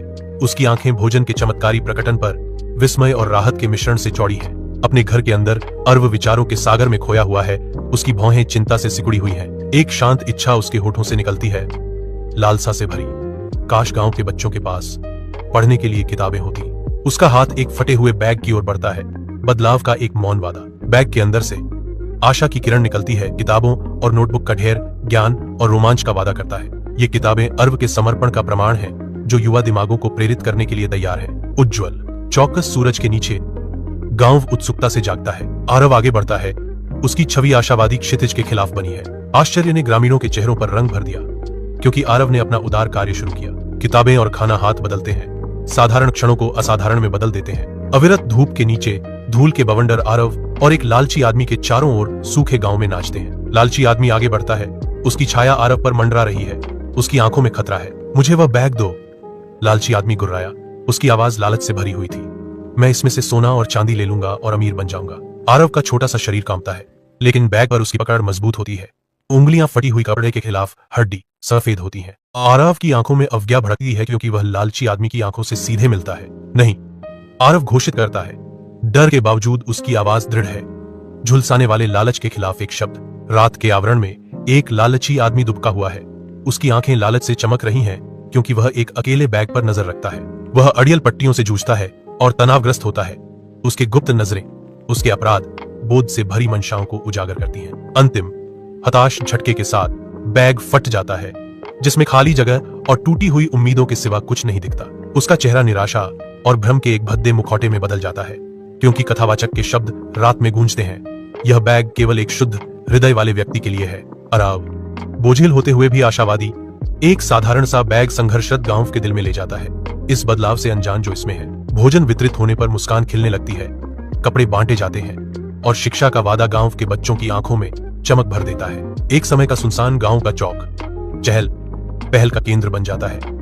हवा हंसी और नई समृद्धि की आवाजों से भरी होती है। कभी बंजर रहे खेत अब प्रचुर मात्रा में उपज देते हैं, जो अराव के निस्वार्थ कार्य के माध्यम से पुनर्जन्म हुए एक गांव के बदलते भाग्य को दर्शाते हैं। श्री गांव के प्रवेश द्वार पर पहुंचते हैं। उनके चेहरे प्रत्याशा से भरे हुए हैं, क्योंकि वे अपने सामने के दृश्य का सर्वेक्षण करते हैं। उन्हें एक गहरी अनुभूति होती है। आरव ने जादुई बैग का निस्वार्थ उपयोग केवल दूसरों के लिए खुशी और समृद्धि लाने के लिए किया है। शी आरव के पास आते हैं। उनकी आवाजें गर्मजोशी और प्रशंसा से भरी हुई हैं। बेटा, तुमने साबित कर दिया है कि असली दौलत सोना और चांदी में नहीं, बल्कि दूसरों को खुश करने में है। गांव में एक पवित्र वादा गूंजता है, क्योंकि शी घोषणा करते हैं, यह बैग हमेशा आपके साथ रहेगा। आरव की असीम उदारता का एक प्रमाण। गांव के विशाल आकाश के नीचे आरव की आंखें खुशी के आंसुओं से चमकती हैं, जो एक गहन अपनत्व की भावना को दर्शाती हैं। उनकी हंसी बच्चों की खुशी भरी चीखों के साथ घुल जाती है जब वह उनके बीच घुटने टेकते हैं, जो गर्मी और ज्ञान का प्रतीक है। धूल के कण धूप में नाचते हैं, क्योंकि आरव धीरे से एक बच्चे के हाथ का मार्गदर्शन करते हैं, उन्हें ज्ञान और आश्चर्य की दुनिया में ले जाते हैं। बच्चों के चेहरे जिज्ञासा और प्रशंसा से चमकते हुए आरव की वृद्धि और उन खोज की अपनी यात्रा को दर्शाते हैं। प्रत्येक पाठ एक साझा जुड़ाव का क्षण है, जो गांव के भीतर आशा और सौहार्द का ताना बाना बुनता है। आराध्य और बच्चे सीखने की सरल शुद्ध खुशी के साथ कंपन करते हैं, क्योंकि वे ऐसी यादें बनाते हैं जो जीवन भर रहेंगी। गांधीनगर नाम का एक छोटा सा गांव था, जहां एक बड़ा बाजार लगता था। गर्मियों के मौसम में बाजार की सारी भीड़ बलदेव की पेप्सी की दुकान पर लगी रहती थी। बच्चे हो या बड़े, सभी को बलदेव की पेप्सी बहुत पसंद आती थी। बलदेव पूरी ईमानदारी से पेप्सी बनाया करता था, जिसमें अच्छा फिल्टर पानी, साफ चीनी और साफ सुथरे तरीके से बनाया गया जूस होता था, जिसे वे प्लास्टिक की थैली में भरता था। बलदेव की 1 रुपए वाली पेप्सी बहुत बिकती थी और कुछ ही देर में उसका सारा स्टॉक खत्म हो जाता था। बलदेव की दुकान के सामने पवन की दुकान थी, जो आइसक्रीम बेचता था, पर गर्मियों के बावजूद उसकी आइसक्रीम नहीं बिक रही थी। पवन को हैरानी होती थी कि बलदेव अपनी पेप्सी में क्या मिलाता है कि सारे गांव वाले सिर्फ उसी की पेप्सी पीते हैं। एक ग्राहक ने बताया कि सस्ती होने के कारण वह ज्यादा बिकती है। किसी ने पवन को सलाह दी कि वह भी बाजार से कंपनी वाली पेप्सी खरीद कर बेचना शुरू कर दे। पवन को यह विचार अच्छा लगा और वह शहर जाकर ढेर सारी जूस वाली पेप्सी खरीद लाया। पवन ने एक बोर्ड लगाकर घोषणा की कि उसके यहाँ पेप्सी मिलेगी। एक छोटा बच्चा आया और कई रंगों की पेप्सी खरीदी। पवन ने उसे एक और पेप्सी मुफ्त में दी और कहा कि वह अपने दोस्त को भी बताए। पवन की यह तरकीब काम कर गई और जल्द ही उसकी दुकान पर बच्चे और लोगों की भीड़ लगने लगी। गांव वालों ने आज तक सिर्फ बलदेव की पेप्सी चखी थी, पर उन्हें कंपनी का स्वाद भी अच्छा लगने लगा। बलदेव की दुकान पर ग्राहक कम हो गए। बलदेव ने खुद को तसल्ली दी कि सब्र रखना होगा और लोग वापस आएंगे। कुछ दिनों बाद गांव के सरपंच बलदेव की दुकान पर आए और उसकी परेशानी पूछी। सरपंच ने उसको ढांढस बंधाया कि यह कुछ ही दिनों की बात है और बलदेव की पेप्सी शहर की कंपनी वाली पेप्सी से अच्छी होगी। सरपंच ने बलदेव से 50 पेप्सी खरीदी, क्योंकि उनके पोता पोती शहर से आ रहे थे। सरपंच के घर जाकर उनके पोते ने पेप्सी पीने से मना कर दिया, क्योंकि उनका मानना था कि इन पेप्सी में मिलावट होती है, जो बच्चों को बीमार कर देती है। इस पर सरपंच ने समझाया कि यह पेप्सी बलदेव खुद बनाता है बिना मिलावट के, और वे इसे सालों से पी रहे हैं। सरपंच की बेटी नेहा, जो शहर से आई थी, उसने वह पेप्सी पीकर कहा कि यह बहुत अच्छी है। कुछ ही देर में सारी पेप्सी खत्म हो गई। नेहा और पेप्सी लेने के लिए बाजार पहुंची। वहां भीड़ देखकर पवन की दुकान में गई और 20 पेप्सी मांगी। जैसे ही पवन ने फ्रिज से पैकेट निकाला, नेहा ने लेने से मना कर दिया और कहा कि उसे केमिकल वाली पेप्सी नहीं चाहिए। नेहा ने वहां खड़े लोगों को समझाया कि ये पेप्सी शहर की कंपनियों में केमिकल्स डालकर बनती है, जो हानिकारक है और बच्चों को बीमार कर सकती है। नेहा ने बताया कि वह गांव में बनने वाली पेप्सी लेने आई है, जिसके लिए उसे बलदेव भाई की दुकान पर जाने को कहा गया। केमिकल वाली पेप्सी की बात गांव में आग की तरह फैल गई और माता पिता ने अपने बच्चों को पवन की दुकान से पेप्सी लेने के लिए मना कर दिया। लोगों को बलदेव की अच्छाई समझ आ गई और एक बार फिर बलदेव की पेप्सी बिकने लगी। पवन की दुकान से कोई खरीदारी नहीं कर रहा था और थक हार कर पवन ने पेप्सी बेचना ही छोड़ दिया। इस तरह नेहा ने पूरे गांव को बीमार होने से बचा लिया। महाभारत का युद्ध जिसमें भाई ने भाई का खून बहाया, दोस्त दुश्मन बने और पूरी दुनिया ने धर्म और अधर्म की सबसे बड़ी लड़ाई देखी। लेकिन क्या आप जानते हैं कि इस महायुद्ध की जड़ एक ऐसी महिला में छुपा हुआ रहस्य था जिसका नाम था कुंती। कुंती का जीवन बचपन से ही अद्भुत घटनाओं से भरा रहा। उनका जन्म यदुवंश के महाराज शूरसेन के घर हुआ, लेकिन किस्मत ने उन्हें एक अलग राह पर ला खड़ा किया। छोटी उम्र में ही उनके चाचा राजा कुंती भोज ने उन्हें गोद ले लिया। कुंती की आंखों में बुद्धि की चमक थी और स्वभाव में गहरी गंभीरता। महल में राजसी ठाट बाट था, लेकिन कुंती साधारण जीवन को अधिक पसंद करती थी। वह घंटों बगीचे में ध्यान लगाती और ऋषियों विद्वानों की सेवा करती। एक बार अपने मधुर स्वभाव और समर्पण से कुंती ने ऋषि दुर्वासा को इतना प्रसन्न कर दिया कि उन्होंने उन्हें एक अद्भुत वरदान दे दिया। उन्होंने कहा, पुत्री, मैं तुम्हें एक ऐसा मंत्र देता हूँ जिसके द्वारा तुम किसी भी देवता को बुलाकर उनसे संतान प्राप्त कर सकती हो। यह वरदान से अधिक एक अग्नि परीक्षा थी। एक मासूम कन्या के लिए ये केवल एक दिव्य खेल जैसा प्रतीत हुआ, लेकिन यही भविष्य में पूरे महाभारत की दिशा तय करने वाला बना। समय बीतता गया, लेकिन युवा कुंती के मन में ऋषि दुर्वासा का दिया हुआ मंत्र अक्सर गूंजता।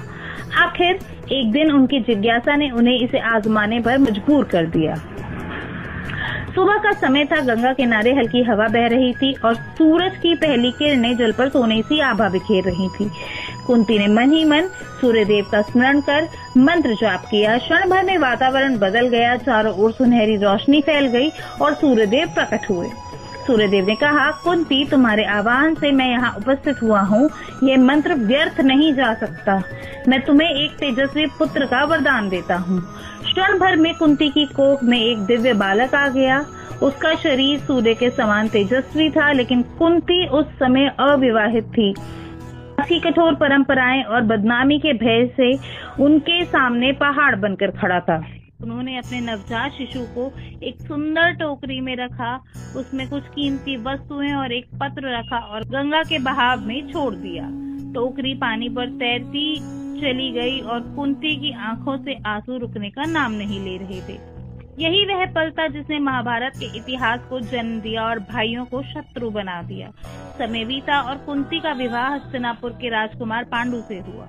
पांडु एक साहसी और न्यायप्रिय राजा थे। कुंती ने सोचा कि अब उनका जीवन शांत और वैभव से भरा होगा, लेकिन नीति ने उनके लिए एक और राह चुन रखी थी। एक दिन वन में शिकार करते समय ऋषि ने पांडु को श्राप दे दिया कि जिस दिन वे अपनी पत्नी को स्पर्श करेंगे उसी दिन उनकी मृत्यु हो जाएगी। यह श्राप उनके जीवन का सबसे बड़ा संकट बन गया। संतान की कामना तो थी, लेकिन श्राप के कारण असंभव था। तभी कुंती को अपने बचपन का अद्भुत वरदान याद आया। उन्होंने पांडु को ये रहस्य बताया। सबसे पहले कुंती ने धर्मराज यम का स्मरण किया और उनसे युधिष्ठिर का जन्म हुआ। फिर वायुदेव के आशीर्वाद से भीम का जन्म हुआ। इसके बाद इंद्र के आह्वान से अर्जुन का जन्म हुआ। पांडु की दूसरी पत्नी माद्री ने भी कुंती से यह मंत्र प्राप्त किया और अश्विनी कुमारों को बुलाकर नकुल और सहदेव को जन्म दिया। इस प्रकार पांचों पांडव दिव्य और चमत्कारी ढंग से जन्मे। लेकिन कुंती का पहला पुत्र, जिसे उन्होंने गंगा में प्रवाहित कर दिया था, कर्ण, उस समय अपने भाइयों से अनजान अलग जीवन जी रहा था।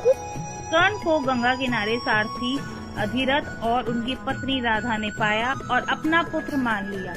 कर्ण की प्रतिभा अद्वितीय थी। वह अर्जुन जैसे श्रेष्ठ योद्धा को भी चुनौती दे सकता था, लेकिन उसकी जाति और जन्म ने अक्सर उसे अपमानित कराया। दुर्योधन ने इस अपमान को तोड़ा और कर्ण को अंग देश का राजा बनाया। कृतज्ञ कर्ण ने दुर्योधन की मित्रता को अपना सबसे बड़ा धर्म मान लिया।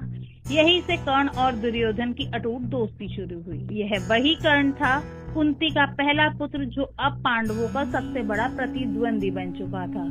युद्ध के पहले कुंती कर्ण से मिलने पहुंची। उन्होंने कर्ण को सच्चाई बताई। तुम मेरे पुत्र हो, पांडवों के बड़े भाई। कर्ण का हृदय विचलित हुआ, लेकिन उसने उत्तर दिया, माँ, जब पूरी दुनिया ने मुझे तिरस्कृत किया तब दुर्योधन ने मुझे सम्मान दिया। मैं उसे धोखा नहीं दे सकता, पर मैं वचन देता हूँ, युद्ध में अर्जुन को छोड़ किसी पांडव को नहीं मारूंगा। युद्ध का दिन आया, कुरुक्षेत्र में धूल और शंखनाद से धरती कांप उठी। युद्ध भूमि पर जब कर्ण का रथ कीचड़ में धंस गया, उसने पहिया निकालने की कोशिश की।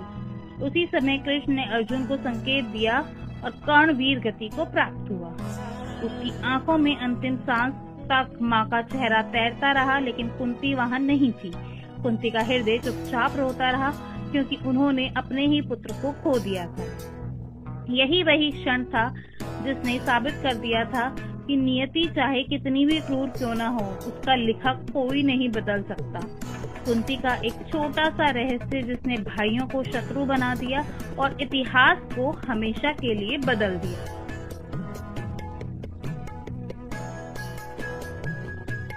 क्यों देनी पड़ी माता सीता को अग्नि परीक्षा? नमस्कार दोस्तों, आज हम एक ऐसे सवाल का जवाब जानेंगे जिसने युगों युगों से हर किसी को परेशान किया है। आखिर क्यों देनी पड़ी माता सीता को अग्नि परीक्षा? क्या सचमुच मर्यादा पुरुषोत्तम राम को अपनी सीता की पवित्रता पर संदेह था? जानिए पूरा सच, जो आपको रामायण के इस सबसे भावुक और गहरा क्षण से जोड़ देगा। जब हनुमान जी लंका में माता सीता से मिलकर वापस आते हैं तो उनका मन बहुत उदास होता है। वे प्रभु राम को बताते हैं कि माता सीता बहुत दुखी हैं और एक एक पल आपके आने का इंतजार कर रही हैं। हनुमान जी का दर्द यह दिखाता है कि सीता जी ने रावण की कैद में कितना कष्ट सहा। हनुमान जी की बात सुनकर प्रभु राम अपने छोटे भाई लक्ष्मण को सीता को अशोक वाटिका से लाने का आदेश देते हैं। तभी लक्ष्मण के मन में एक सवाल उठता है। लक्ष्मण कहते हैं, भ्राताश्री ये क्या हो रहा है? इतने सालों के बाद जब माता सीता हमारे साथ हैं, तो आप उन्हें वापस क्यों नहीं ला रहे हैं? वह पहले ही इतनी पीड़ा सह चुकी है, अग्नि परीक्षा की क्या आवश्यकता है? क्या आपको उनकी पवित्रता पर संदेह है? लक्ष्मण जी का ये सवाल सुनकर प्रभु राम मुस्कुराते हैं। वह बताते हैं कि यह परीक्षा उनके लिए नहीं बल्कि उन लोगों के लिए है जो सीता की पवित्रता पर संदेह कर सकते हैं। यह परीक्षा लोकलाज को बनाए रखने के लिए है। और यहीं पर प्रभु राम एक ऐसा रहस्य खोलते हैं जो बहुत कम लोग जानते हैं। वह लक्ष्मण को बताते हैं कि जिस सीता का रावण ने हरण किया था वह असली सीता नहीं थी, बल्कि उनकी छाया थी, जिसे छाया सीता कहा जाता है। असली सीता रावण के हरण से पहले ही अग्निदेव के पास सुरक्षित थी। यह अग्नि परीक्षा बस एक माध्यम है ताकि असली सीता वापस आ सके। अब वह क्षण आता है जब माता सीता अग्नि में प्रवेश करती है। यह अग्नि कोई साधारण अग्नि नहीं बल्कि शुद्धिकरण का माध्यम था। जैसे ही सीता जी अग्नि में प्रवेश करती हैं, अग्निदेव असली सीता को वापस लौटा देते हैं और छाया सीता वापस अग्नि में समा जाती है। इस तरह सीता जी की पवित्रता पूरे संसार के सामने सिद्ध हो जाती है। परीक्षा के बाद प्रभु राम सीता जी को वानरों और भालुओं के समूह से मिलवाते हैं और कहते हैं, आज से यह हमारी माता है। सभी लोग जय जयकार करते हैं और सीता जी का स्वागत करते हैं। इस पूरी घटना से हमें पता चलता है कि प्रभु राम को माता सीता पर कभी कोई संदेह था ही नहीं। यह परीक्षा सिर्फ दुनिया को यह दिखाने के लिए थी कि प्रेम और पवित्रता की शक्ति सबसे ऊपर है। तो दोस्तों, यह थी अग्नि परीक्षा के पीछे की पूरी सच्चाई। अगर घना जंगल, दिन का समय, पांडव थके हुए और प्यासे दिख रहे हैं। युधिष्ठिर भाइयों से कहते हैं, अब और चला नहीं जा रहा, प्यास से मेरा कंठ सूख रहा है। उसी वक्त भीम भी कहते हैं, मुझे भी बहुत प्यास लगी है भ्राताश्री, अगर कहीं पानी मिल जाए तो प्राण बच जाएंगे।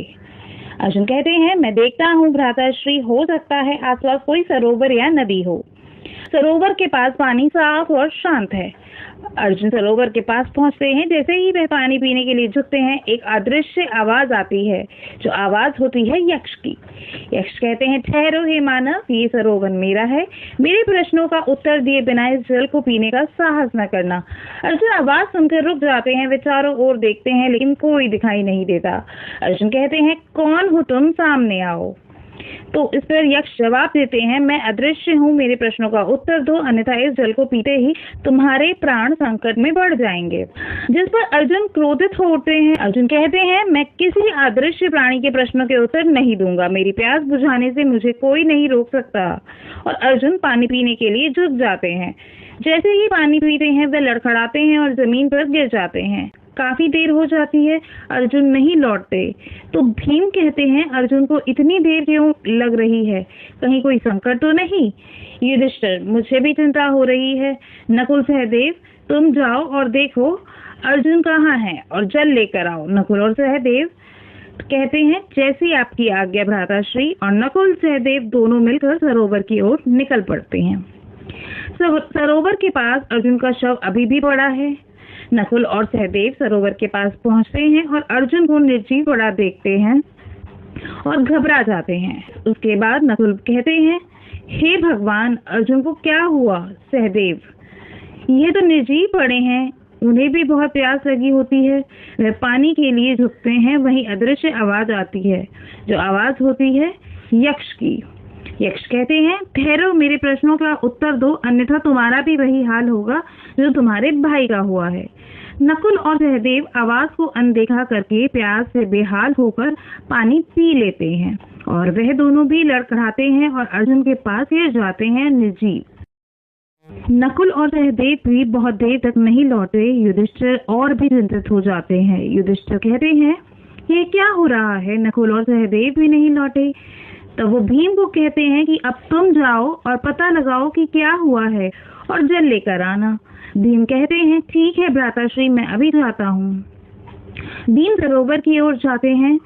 सरोवर के पास सभी चारों भाई निर्जीव पड़े हैं। भीम सरोवर के पास पहुंचते हैं और अपने चारों भाइयों को निर्जीव पड़ा देखते हैं। वे क्रोधित और दुखी होते हैं। कहते हैं, यह किसने किया है? कौन है जो मेरे भाइयों को इस अवस्था में पहुंचाने का साहस करता है? उसे भी जोरदार प्यास लगी होती है, वह भी पानी पीने के लिए झुकते हैं।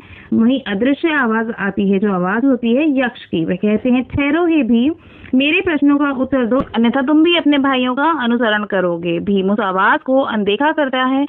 भीम कहते हैं, मैं किसी अदृश्य प्राणी के आदेश नहीं मानता, मेरी प्यास सबसे पहले है। भीम पानी पीते हैं और लड़खड़ाकर गिर जाते हैं निर्जीव। अब जंगल में युधिष्ठिर अकेले हैं और चिंतित है।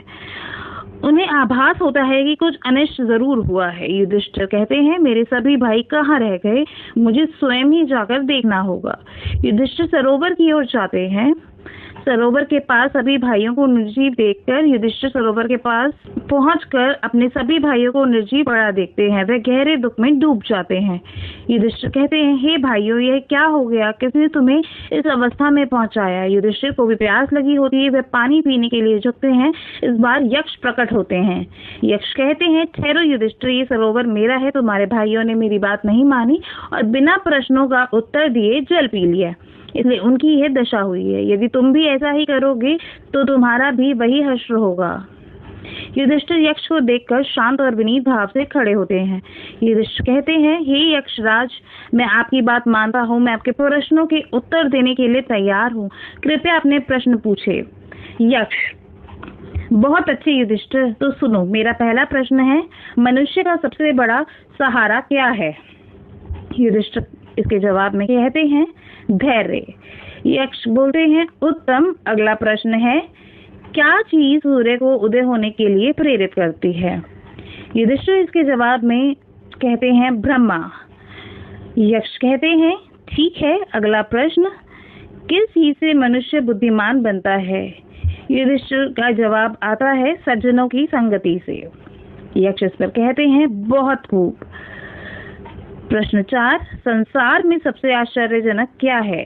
युधिष्ठिर, हर दिन असंख्य जीव मृत्यु को प्राप्त होते हैं, फिर विशेष जीव हमारे जीवित रहने की इच्छा रखते हैं, यही सबसे बड़ा आश्चर्य है। यक्ष कहते हैं, सच कहा युधिष्ठिर।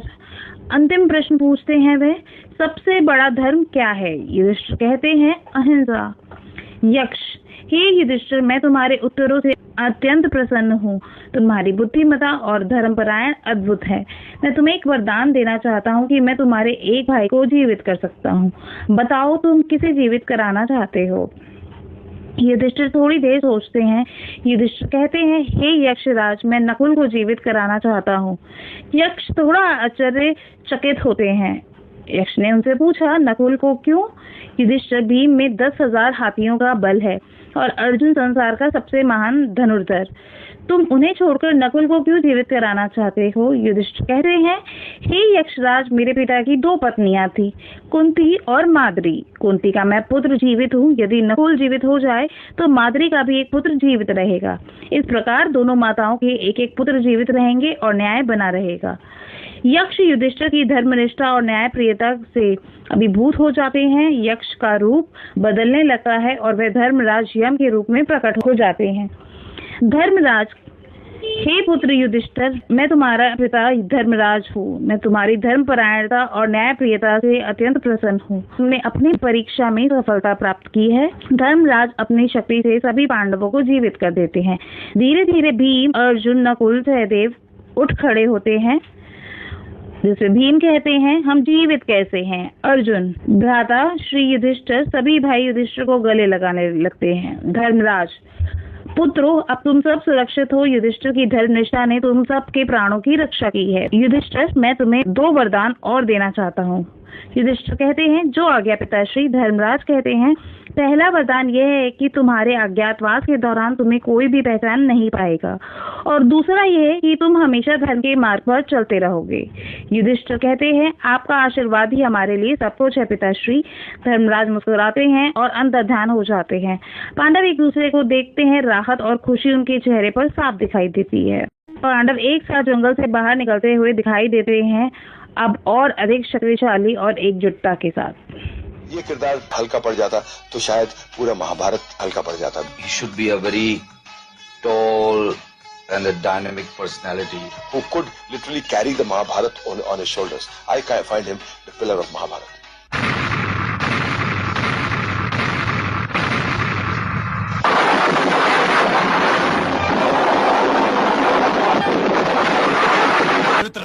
धृतराष्ट्र, क्या तुमने ये निर्णय ले लिया है कि तुम हस्तिनापुर का विनाश किए बिना नहीं रहोगे?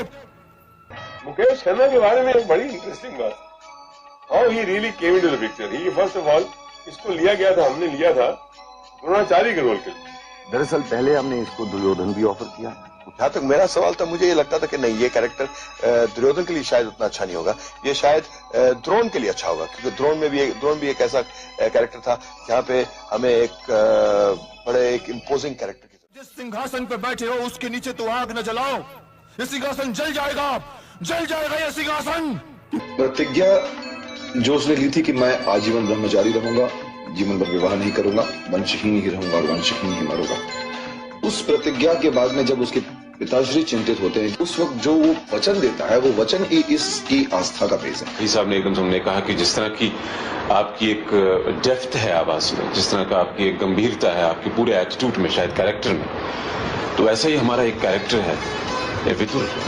जब हस्तिनापुर ढहेगा ताजश्री, तो उसकी धूल उड़कर आपके श्वेत वस्त्रों तक अवश्य जाएगी, अवश्य। इन लोगों ने प्लानिंग की तो उन्होंने मुझे बुलाया और स्क्रीन टेस्ट लिया, लेकिन स्क्रीन टेस्ट में भी जो इन्होंने मुझे लाइंस दी थी, वो लाइंस मैंने नहीं बोली। मैंने अपनी तरफ से कुछ लाइंस प्रिपेयर की थी।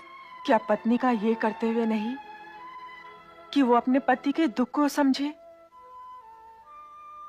मैंने आज से अपने जीवन को उसी अंधकार में लपेट लिया है।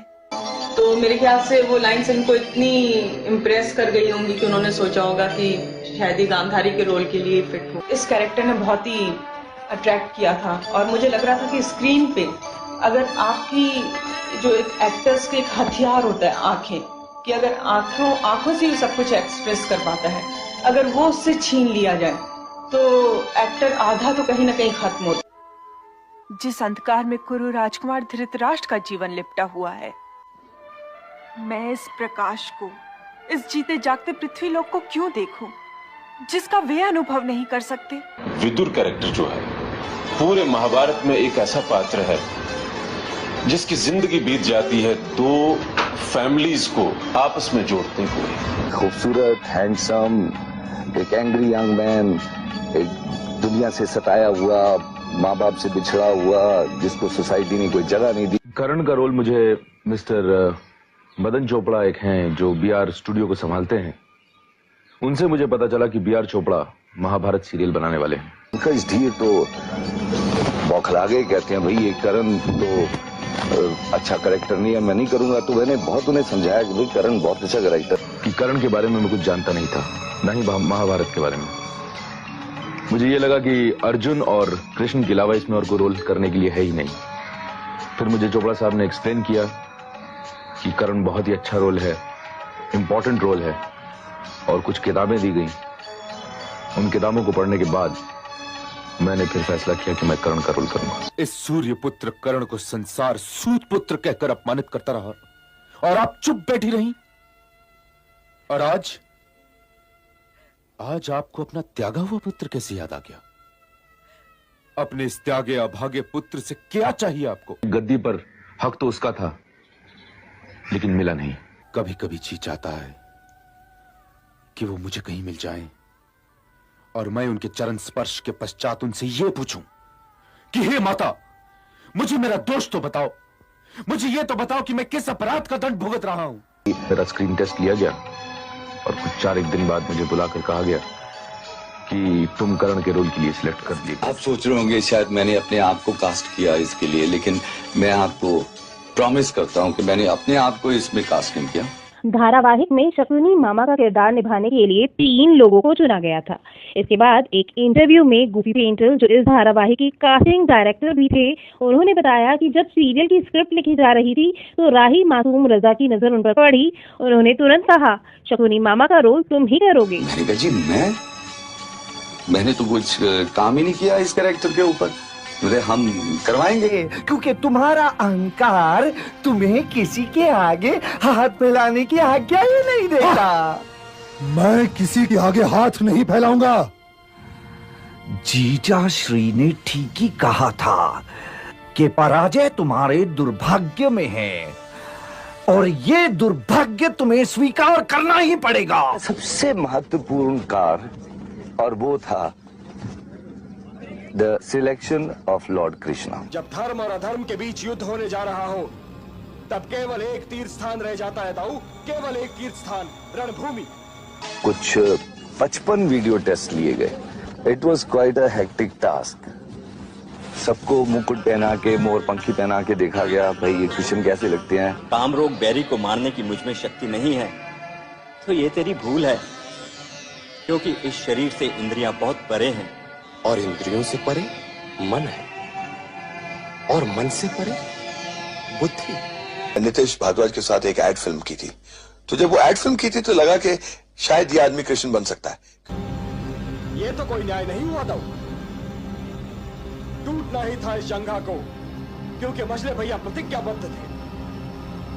मुझे ये बताइए दाऊ कि यदि मजले भैया के स्थान पर आप रहे होते तो आप क्या करते?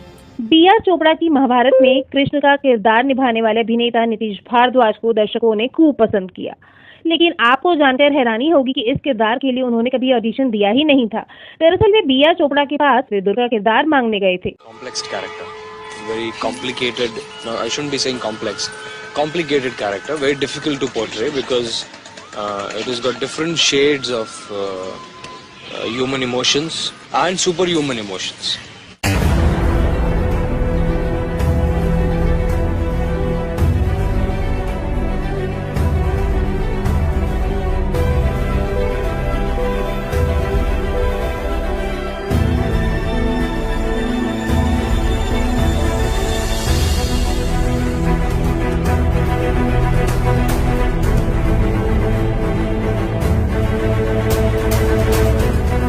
मैंने पेपर में ऐड पढ़ा था कि ये महाभारत के लिए आर्टिस्टों की जरूरत है।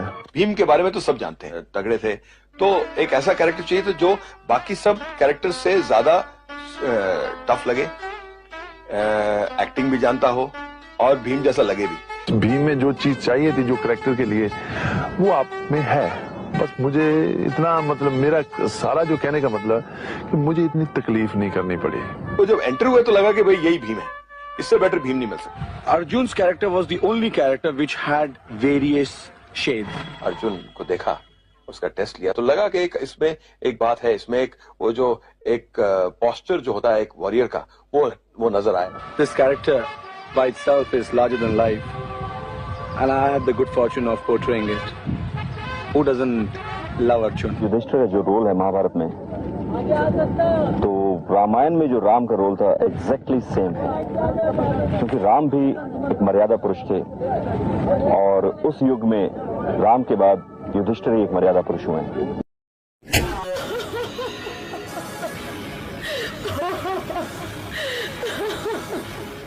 पुनीत इस्सर की कास्टिंग के पीछे भी एक दिलचस्प कहानी है। इसके बारे में बताते हुए वे कहते हैं कि जब उन्हें पता चला कि बी आर चोपड़ा महाभारत बनाने जा रहे हैं तो वे उनके पास एक रोल मांगने गए। उस दौरान बी आर चोपड़ा उनके लुक से काफी प्रभावित हुए और उन्हें भीम का रोल भी ऑफर कर दिया, लेकिन पुनीत इस्सर ने ये रोल करने से मना कर दिया और दुर्योधन का रोल करने के लिए ऑडिशन देने की इच्छा जताई। नतीजा यह हुआ कि वह इस रोल के लिए चुने भी गए और दुर्योधन का किरदार उनकी पहचान भी बन गया।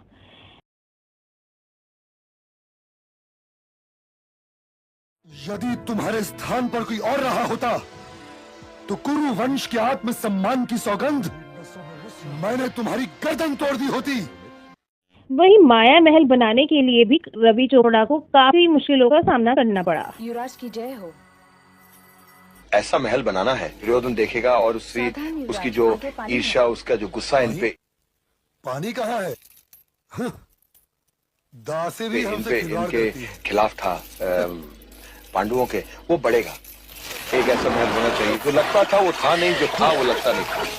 यहाँ पे सबसे डिफिकल्ट बात क्या थी कि भाई एक बार ये तो बनाने में 2 दिन लगे थे, ये पूरा डिजाइन बनाने में, और हमारी किस्मत की बात थी कि एक ही बार बहुत अच्छा आया। कुछ नई चीज की थी हमने महाभारत में, कि नॉर्मली जब ये करते तो इसको मैकेनिकल इफेक्ट्स में नहीं शायद करते, इसे कैमरा इफेक्ट्स में करते। हमने इसे मैकेनिकल इफेक्ट्स में किया और अच्छा लगा। जो आज हमने जो महाभारत के वो वेस्टर्न सीन्स जो दिखाए हैं, that I believe that has been picturized in the best way could ever be done, you know. Draupadi का वस्त्रहरण का सीक्वेंस करने का वक्त आया तो सबसे पहले जो हमारे माइंड में ख्याल आया कि भाई ये तो एक ऐसा सीक्वेंस है जो महाभारत का बेस है। शायद अगर द्रौपदी का वस्त्रहरण नहीं होता तो शायद ये सब कुछ होता ही नहीं, शायद महाभारत नहीं होती।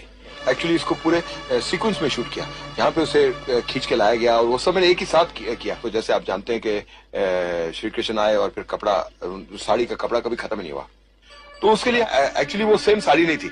वो जो साड़ी उसने बांधी थी और जो साड़ी जो हम खींच रहे थे वो सेम साड़ी नहीं थी, पर हमने वो स्पेशल इफेक्ट्स में ऐसा इफेक्ट दिया।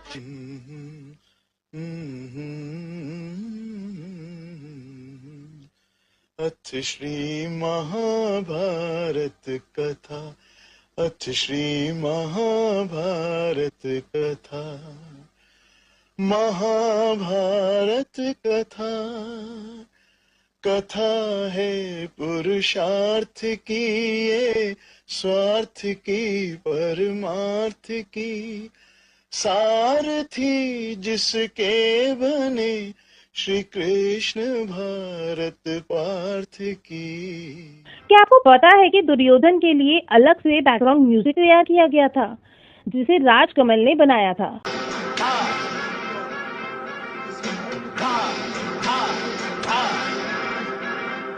चालबाज की चल सकी ये देखिए, यहाँ न कोई चाल,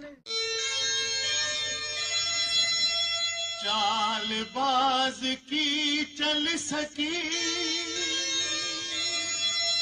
यहाँ न कोई चाल, आज उठा कर ले चला, चालबाज को का।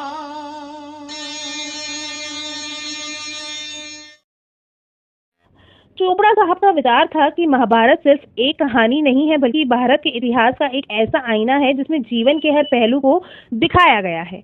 इसमें धर्म और अधर्म की लड़ाई है, राजनीति है, परिवार और समाज के बीच के संबंध हैं और इंसानी जज्बात का गहरा चित्रण है। उनका मानना था कि अगर इस कहानी को सही तरीके से प्रस्तुत किया जाए तो यह लोगों को अपने जीवन पर सोचने के लिए मजबूर कर सकती है और उन्हें एक नए नजरिए के साथ जीने की प्रेरणा भी दे सकती है। देखने से हमारे अंदर जो वेस्टर्न कल्चर जो पूरे तरह से भरते जा रहा था, उससे लगता है कि थोड़ा सा गर्ल्स या बॉयज जो अभी के जनरेशन के हैं वो थोड़े इस अपने भारतीय संस्कृति को समझना चाहिए। एक ही बार बनने वाला प्रोजेक्ट मेरे हिसाब से वर्ल्ड की इससे बेटर स्टोरी हो सकता है। मुझे बिल्कुल अच्छा नहीं लग रहा कि ये महाभारत खत्म हो। जो मजा, आनंद, सुख, सेटिस्फेक्शन जो महाभारत करने से मिला है, It's one of the best roles as an actor could get to perform. It was the most beautiful experience. वो शायद ही कोई काम करने से। ये शॉट महाभारत में मेरा आखिरी शॉट है।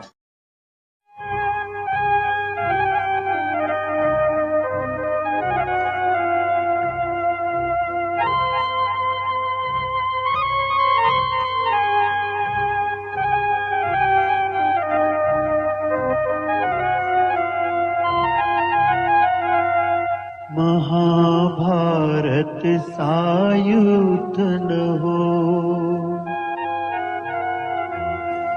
महाभारत सायुध न हो अन्याय की कोई बात। महाभारत सायुध न हो अन्याय की कोई बात। चलो हम होले उसके साथ, करे जो कृष्ण के जैसी बात। कर्म है गीता का उपदेश, महाभारत है शांति संदेश। कर्म है गीता का उपदेश, महाभारत है शांति संदेश। कर्म है गीता का उपदेश, महाभारत है शांति संदेश।